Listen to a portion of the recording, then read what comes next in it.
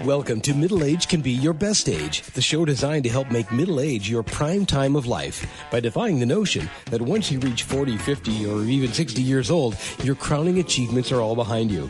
Regardless of whether you're just approaching 40 or are firmly entrenched in your middle years, it's time to launch your very own personal journey toward a joyful and purpose-filled second half of life. Each week, host Roy Richards, an expert on midlife renewal and author of A Midlife Challenge, Wake Up, will discuss the challenges common to middle age and help guide you to a brighter tomorrow. Now, here's Roy. Well, we continue our springtime theme of personal renewal, and let me ask you a question. Presently, how did you wake up in the morning? On a typical work day, are you ready to jump out of bed, enthusiastic, emotionally fit, and ready to challenge the day ahead? In contrast, do you long to stay under the covers, hesitant to get out of bed, fearful of what may transpire over the next 18 hours, anticipating aggravation on the job or at home? And maybe a third alternative, you're neither enthusiastic nor fearful, simply bored out of your mind with the prospect of the same old at work and later on in the evening at home. And what if someone told you that there was one little thing you could do every morning before you get out of bed that will ensure more joy, confidence, and productivity throughout the entire day, regardless of workplace assignments or challenges? Better yet, it will only take 2 or 3 minutes of your time each day and has proven to help folks like you and me to dramatically improve their outlook of being alive. And no, it's not meditation, visualization, or goal setting, subjects our guests frequently encourage on this program. But my next guest, speaker, coach, and emotional fitness trainer, Cathleen Lamberton, is here to introduce you to that first thing in the morning, one little thing, as she calls it. And she's also here with suggestions on how to unlock your wow. And if you can, imagine for a moment your life fully realized, your potential limitless, and your mind routinely joyful and at ease. And it is possible, you know. As Cathleen puts it, you are your best champion, and she's here to help you discover simple insights to take back your power and be your very best. And here's Cathleen Lamberton's bio. She's a nationally recognized inspirational speaker and an emotional wellness coach whose life mission came into sharp focus in March 2010 following the death by suicide of her 19-year-old son, Logan. And prior to Logan's death, she was a lifelong public servant with a diverse prior background in government and entrepreneurship. For 8 years, she was an elected representative in the Vermont legislature, and for 7 years served along Vermont Governor Jim Douglas and his administration, and prior to that, she owned and operated several successful small businesses. And hello, Cathleen Lamberton, you certainly are an effective role model for those of us seeking to overcome grief or to transform and recharge our lives at midstream. Thank you so much, Roy. What a great introduction. I almost wondered who that was. Just look in the mirror. Well, I'm so happy to be here. The suspense is killing us. What can we do for 2 or 3 minutes every morning before we get out of bed to dramatically improve our lives? As soon as you open your eyes, grab a piece of paper and a pen and write down 10 things you're grateful for. Oh. It takes 2 minutes, and it will change your world. Well, please explain why this relatively simple exercise is so powerful. What makes a daily expression of gratitude and writing down your blessings so effective in brightening up the day to come? You think about when you start your day, the first thing most people do is hit the snooze alarm, or they they either hit the snooze alarm or the minds instantly start to go, oh my gosh, I got to go to work, or I have to get the kids out of bed. They come up with this long list of challenges, and that starts your day. You live your day the way you start your day. And if you started your day. You started hesitant and in a rush, and you end your day that way, it seems like. And you live your day that way. You become road rage. You get snappy with your coworkers. I've had several people who have done this challenge, including myself, who, if you start just writing out, I am grateful for I have hot water. I'm grateful I have a bed to sleep in. I am grateful. You can come up with a long litany of very, very easy things to think of to be grateful for. And yet so and many as of them you are get things out of bed, we just take for granted and aren't thankful for, like that water you mentioned. And yet there are people in other countries that need to boil all their water or don't have adequate this or that, and we have so many blessings other people don't. Yeah, I hiked the Long Trail last year and spent the night overnight, and I'm not, let's just say I am not a fan of bugs and snakes, so it was definitely out of my comfort zone.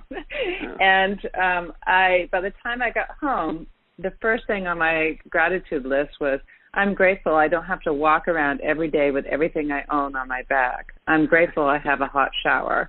Yeah. I'm grateful that I have a washing machine. So there are things that we become really used to that we forget to be grateful for. And as you start to be grateful, you start to have your system starts to calm down. And when someone cuts you off on the road, you could think, well, maybe they have to rush to the hospital, or maybe they just found out their son took their lives. You know, you just don't know what people are going through on a regular basis, and you just have a different attitude, a different outlook, and even with challenges, you become grateful for what they teach you. Yeah, that's so. Somebody, a prior guest, said he likes to think I get to, and whatever the challenge may be, whether it's good or bad. I was listening to him, and he actually is right. That's actually, you change your language. Language is very, very important, and that's what I coach. You'll be able to see that on my website. Yeah. And that's part of my coaching is you say, oh, I have to, or I get to. Yeah. You don't have to do anything. There's nothing that you absolutely have to do other than live or die. Yeah. And you will eventually die. You will die. But you get to get up and go to work in the morning. Yeah. You get to do whatever you choose to do because it's a choice. And that's what I teach about. It's how to shift your perspective. Based upon your personal experience and that of your clients, how many days do we need to perform this gratitude exercise before it completely shifts our perspective and feelings? You mentioned a time limit or a time period that you should do it for. I like to just give my clients the 10 days. So it's a 10 by 10 challenge is what I call it. It's if you do 10 things for 10 days before you even get up to go to the bathroom in the morning, you start to shift your attitude within just a few days. You start to realize that you have so many great things to be grateful for. I think I could sacrifice 10 days, 2 or 3 minutes a day to change the rest of my life. I think that would be a pretty good exchange. I actually challenged another host to a podcast. It was quite a ways out, so they had time to actually do it for 10 days prior to getting on the podcast. And I did that knowing that it would change their perspective, and they became my actual testimonials because they were amazed on how different they felt as they were getting out of bed in the morning. Well, you mentioned it's positively transformed individuals from all walks of life.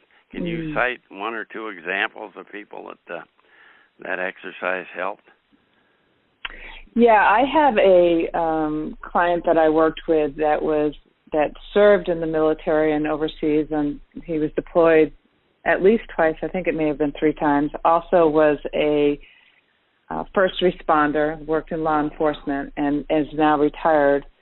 His brother also took his life when he was 16 years old, and so he has had a tremendous amount of trauma in his life, and I actually encouraged him to start his day off just taking this one step. And after I encouraged him to do that, he just called me about a week ago and thanked me, it's actually 2 weeks ago now, and thanked me for what I had helped him work through, because ultimately he went through PTSD treatment and now he has a different life. Well, that's great. He can be very grateful for where he is. Yeah. And so it's a start of shifting your perspective. Well, if we may, I'd like to move on to other aspects of, as you call it, unlocking your wow.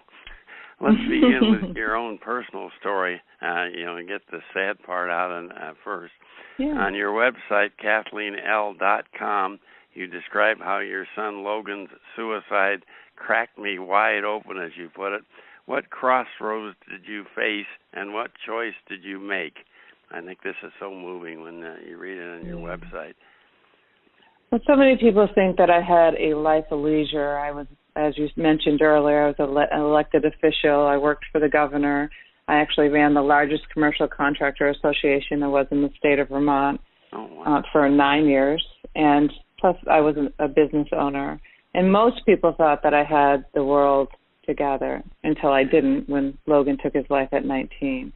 Yeah. He died when he was mad at me. So it created another level of challenges for me. And about 3 to 4 months after his death, I truly thought I wanted to die as well. I could understand where he was sitting in his life.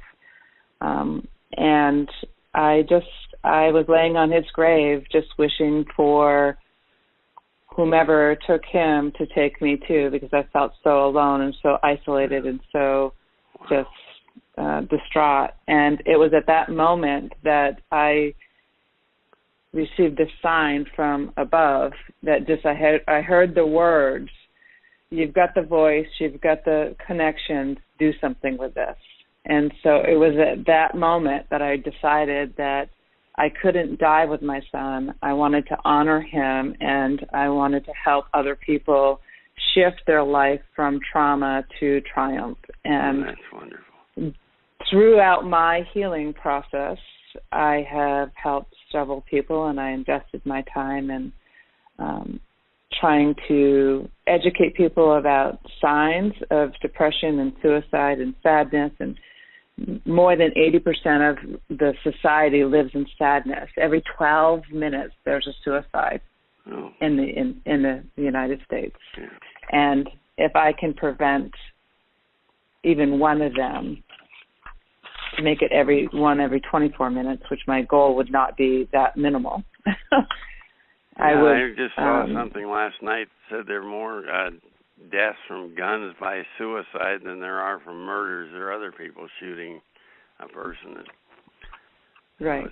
So really my goal is not to restrict. My goal is to educate. My goal is to help people, give them tools and resources up front before they even get to that point. We have the ability to shift our perspective. That's why the gratitude list is so important. Well, can you please expand on your definition of the term discover my wow? What does that mean exactly? Discover your wow. Why are you here? So many people, and I think this is the perfect audience, is so many people in our daily lives just exist. Yeah. We go to a job that we don't care for, but we just want to, because it's known, we just continue to go there. We stay in unhappy relationships because we're fearful for hurting someone else.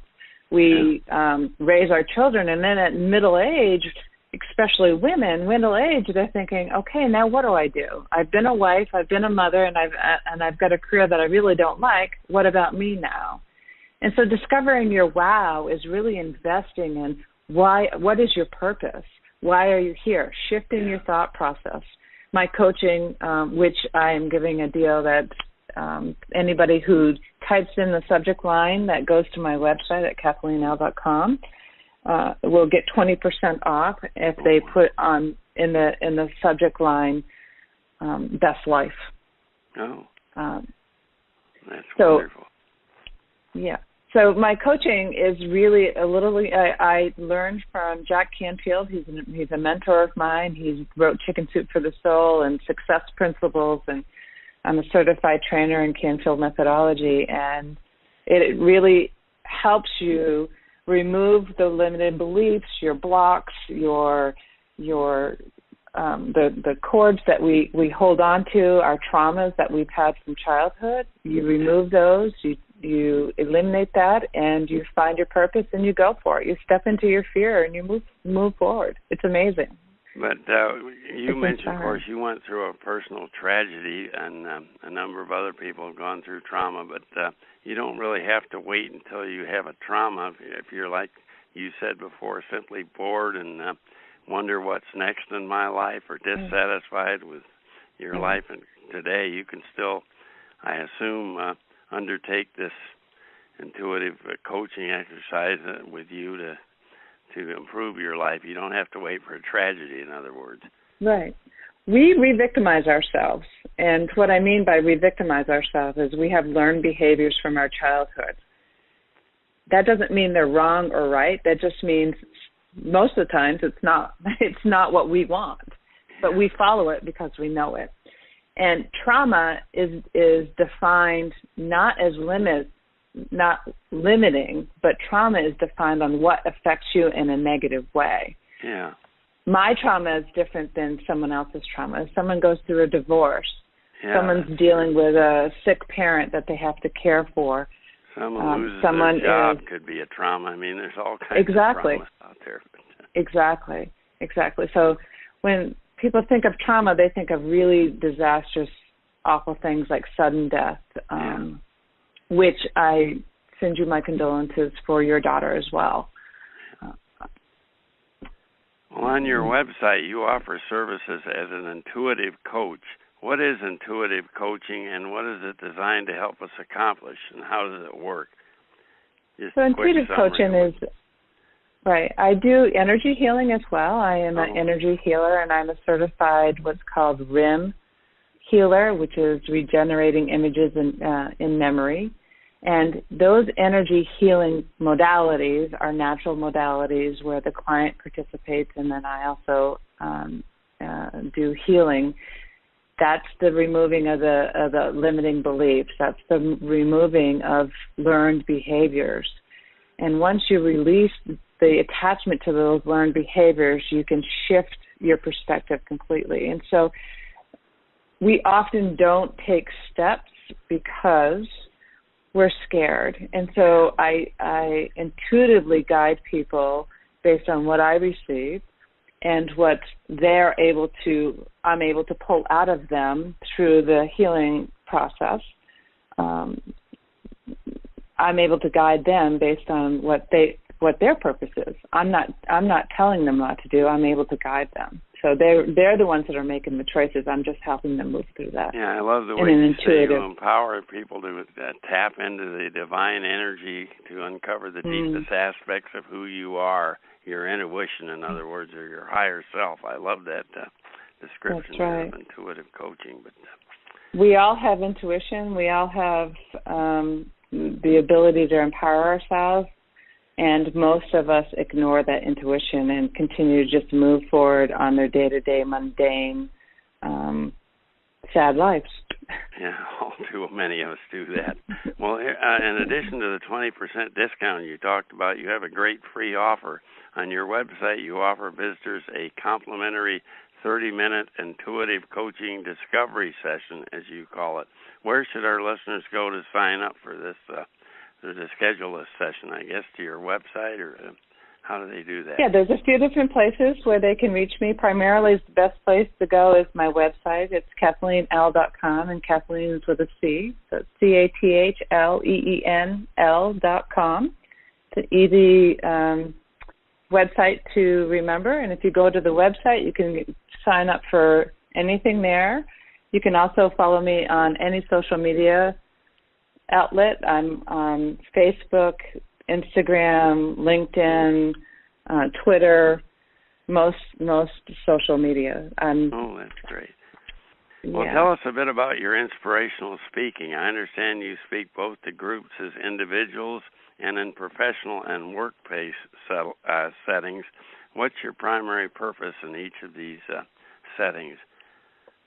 What do you basically It varies between, I've addressed construction companies on emotional safety on the job site, or all the way to individuals on their own emotional fitness, and how important emotional fitness fits in everything that you do, whether it's in a corporate environment or in a nonprofit or in a victims domestic violence shelter.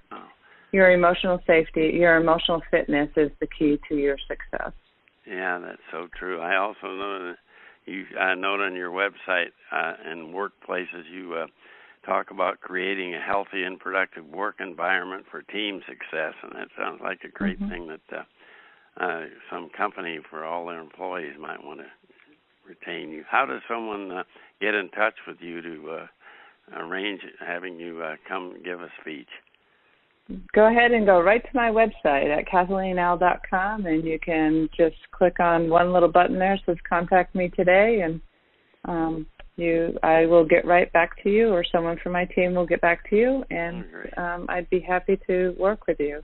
In addition to all this, this is a little preempt. I have a book coming out in September or in fall. It's called Shattered Together. It's a memoir that speaks of my healing process and what helps me today and what helps me to get through it and continues to today. Well, that's great. We'll have to have you back to talk about that when it comes out. But I'd also like to alert our listeners that you offer a number of inspirational and highly informative blogs on your website. I like the one on losing my son and finding inspiration for life. That was January 3rd, 2018. And recently, February 9th, 2019, 5 Ways Your Body is Talking with You and How to Listen. I thought that was very informative also. Yeah. So there's a wealth of information there. Well, when your physical body hurts, it's not always connected to a physical injury. It's usually connected to something emotional that you're bearing. Yeah, you tell people what it means if their upper back sore, their lower back, not their knee. My wife has a problem with her knees. Maybe it's not physical. I don't know. Yeah, you never know. There could be something stored there from something that she doesn't even realize she's storing there. Maybe it's not. And in conclusion, all of us can't help but be inspired by the way Cathleen Lamberton bounced back from a terrible tragedy, the death by suicide of her 19-year-old son, Logan, and she rededicated and reinvented her life at midstream from trauma to triumph.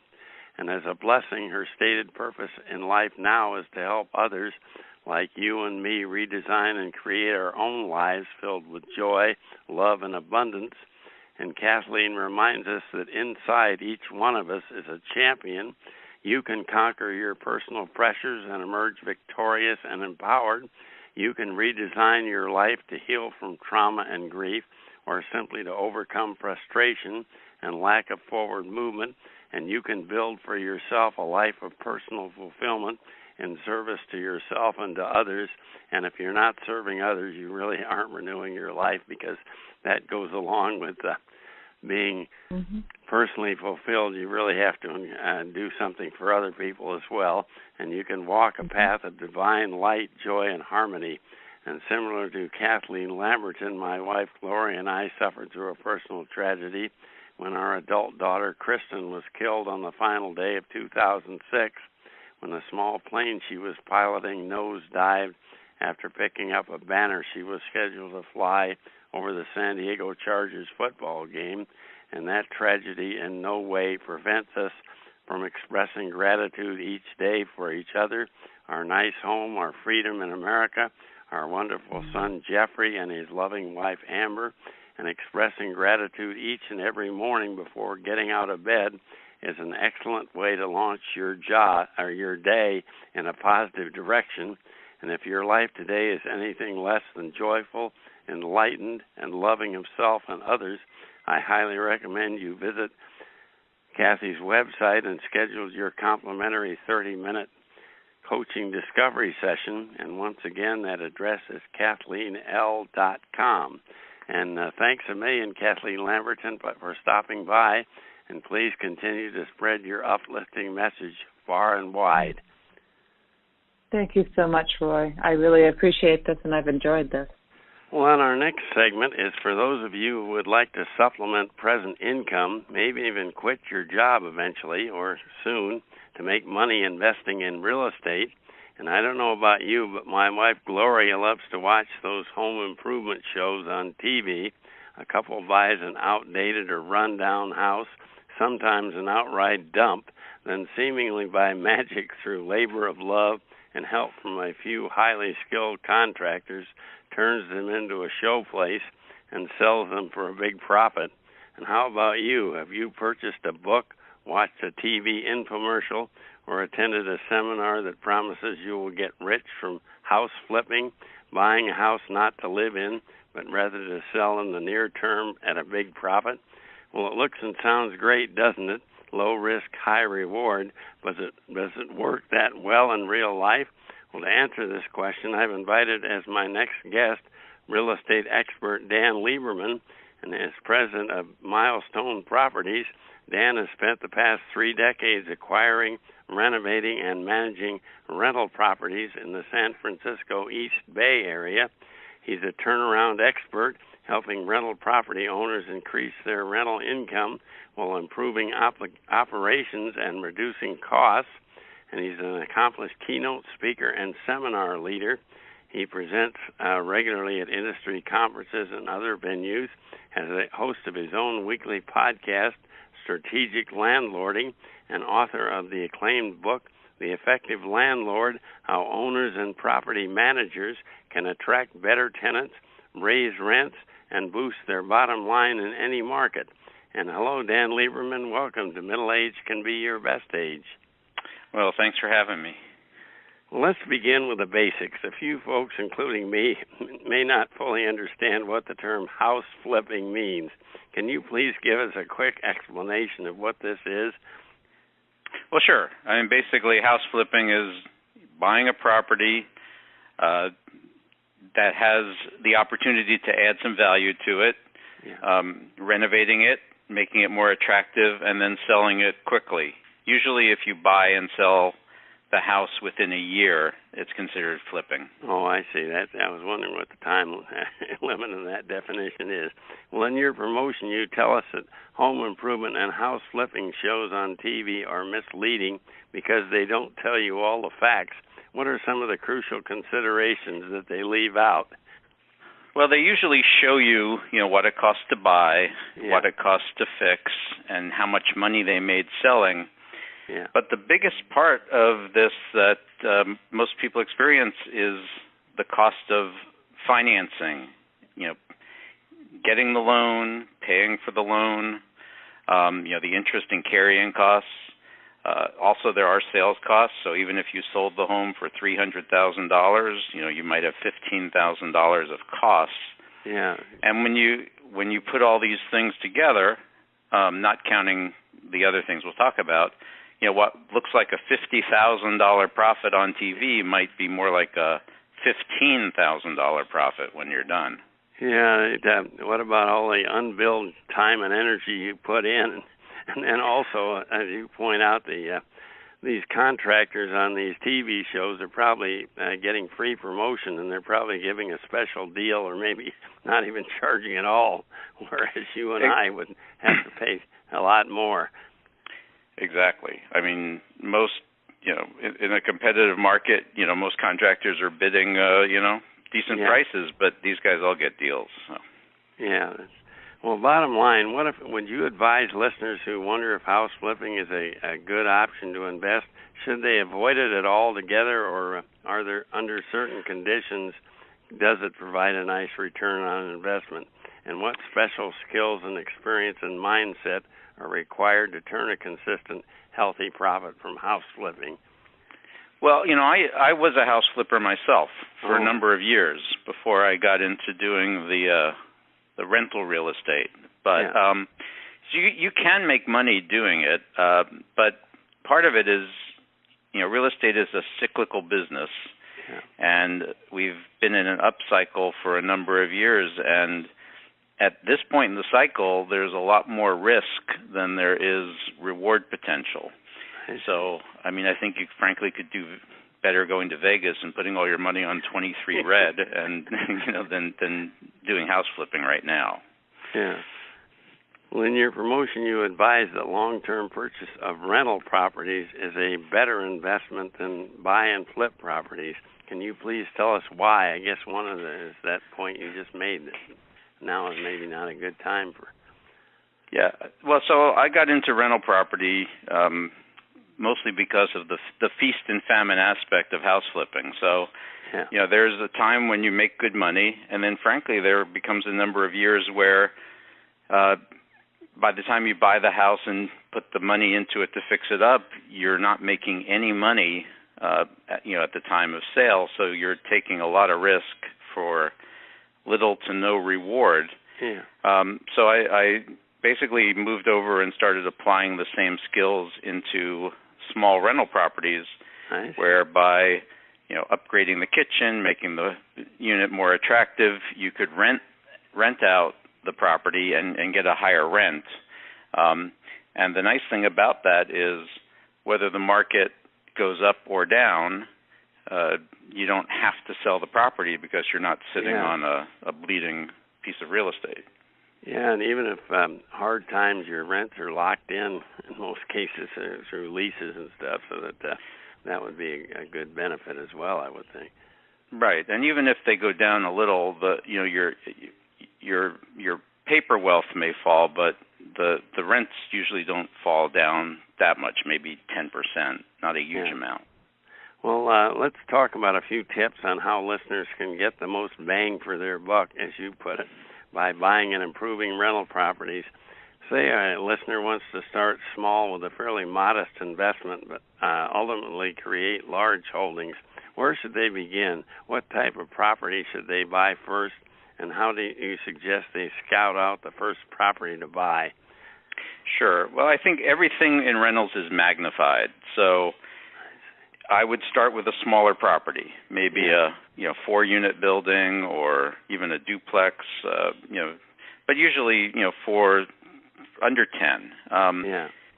What you have to look at that's different from doing the houses like on the home improvement shows is you want to focus a little more on durability, but you're still focusing on making the kitchens nice and the bathrooms nice and the flooring.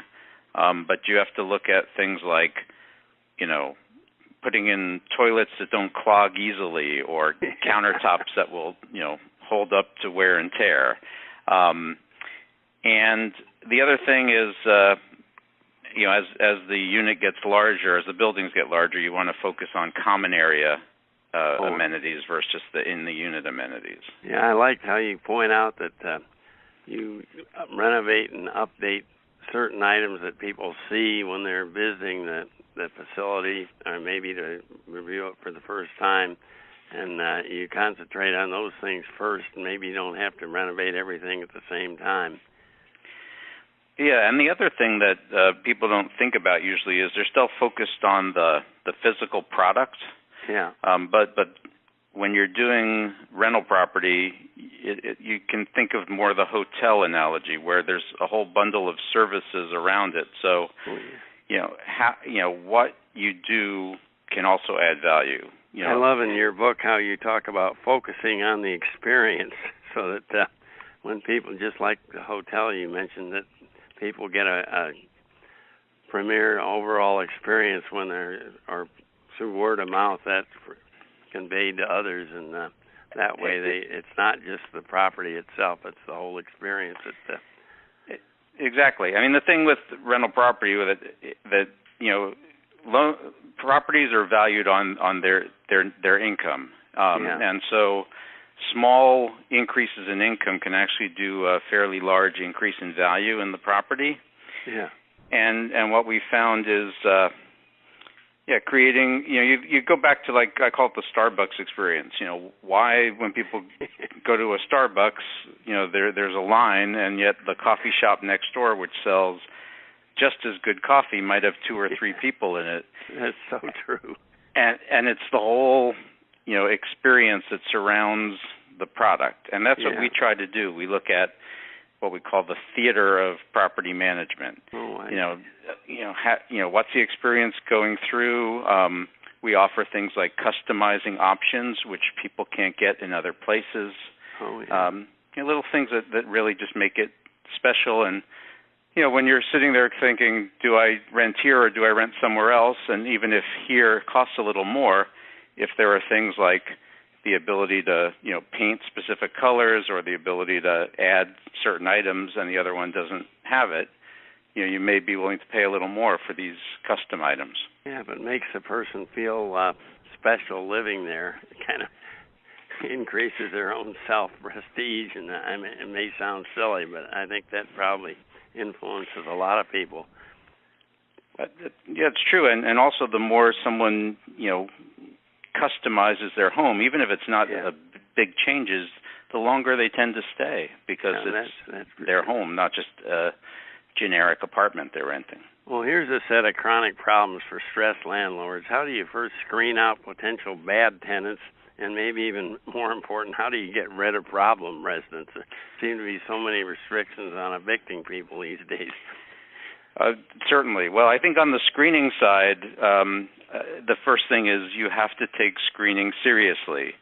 It's I can't tell you the number of properties we've taken over where the landlord has basically moved people in, because they had a nice 30-minute conversation and maybe ran a credit check, and that was it. Yeah. But you want to run a full background check on someone. Nice. You want to be looking for reasons not to let them in. And frankly, these days there's people with the internet can make like fake pay stubs and fake other things. So you want to really play Columbo and kind of go in the back door and say, if they say, here's my employer and here's his phone number, you want to look online and see if that phone number is the company phone number, and maybe call the main number and ask for their supposed supervisor who might be their best friend. Joe, Exactly. Well, I'm certain very few of our listeners will want to take on full responsibility for building maintenance and utilities, monthly collection of rent, fielding tenant complaints, all that good stuff. They'll need to hire a reliable property management service. And how do you screen out unreliable ones and select the best property management service for you? Any suggestions there on that? Well, you certainly, the way you'd probably similar to the way you'd find, a good accountant or a good lawyer is you start by, asking people and checking references. Yeah. Ultimately, you need to find a manager that is aligned with your interests, because no one will take care of the property as good as you would. But I understand people have other jobs, people have other focus, and they can't full-time devote their time to this. Yeah. Well, let's talk about your acclaimed book, The Effective Landlord. Who is your book primarily written for? Is it just for experienced real estate investment pros, or real estate can novices also benefit, somebody just starting out? It is geared toward people that have already owned some property and want to take it to the next level, but it actually provides a wealth of information for a novice owner as well. You can save years of the learning curve just going through where to focus your energy. So in the book we focus on how to create a rental experience, which is something most people don't even think about. We focus on the types of questions you ask in screening, like you mentioned earlier, that helps weed out the professional deadbeat tenants. We do even talk about how to get rid of problem tenants if you have them in your property. Oh, that's great. Where's the best place to go to preview and purchase your book, The Effective Landlord? So the book can be purchased. It should be available in most bookstores, but you can certainly buy it on Amazon.com or Barnes & Noble. And you could also purchase it through my website, which is askdanlieberman.com. And it's Lieberman is how you spell your last name, right? Exactly. Okay. Now, in conclusion, as my guest Dan Lieberman points out, investing in long-term rental property can provide an excellent return on investment in good economic times and bad, but you can lose your shirt and a whole lot more if you start flipping houses based on a free 8-hour seminar you attended or an infomercial you watched on TV. So if you plan to explore real estate investment, either to supplement income from your job or perhaps ultimately as a full-time venture, I urge you to first preview and purchase Dan Lieberman's book, The Effective Landlord. And to sum up why, I quote from one of the reviewers on Amazon. He said, reading this book led to insights I had not considered before, from project management to bookkeeping to tenant relationships and other facets beside. Even if you've managed your own property for many years, this book is a great way to augment your working knowledge. And thanks a million, Dan Lieberman, for your most helpful insights. Well, again, thank you for having me on. And as I'm certain Dan would second, real estate investment can provide a most solid income stream in good times and bad, but you better know what you're doing before you plunge in. And that's our program for today. Tune in again next week for another of the many reasons why middle age can be your best age. Bye for now. You've been listening to Middle Age Can Be Your Best Age, hosted by Roy Richards, an expert on midlife renewal and author of both A Midlife Challenge, Wake Up, and Wake Up, Captain and Crew, Restart Your Engines. You can learn more about Roy and his middle age renewal training system by visiting his website, middleagerenewal.com.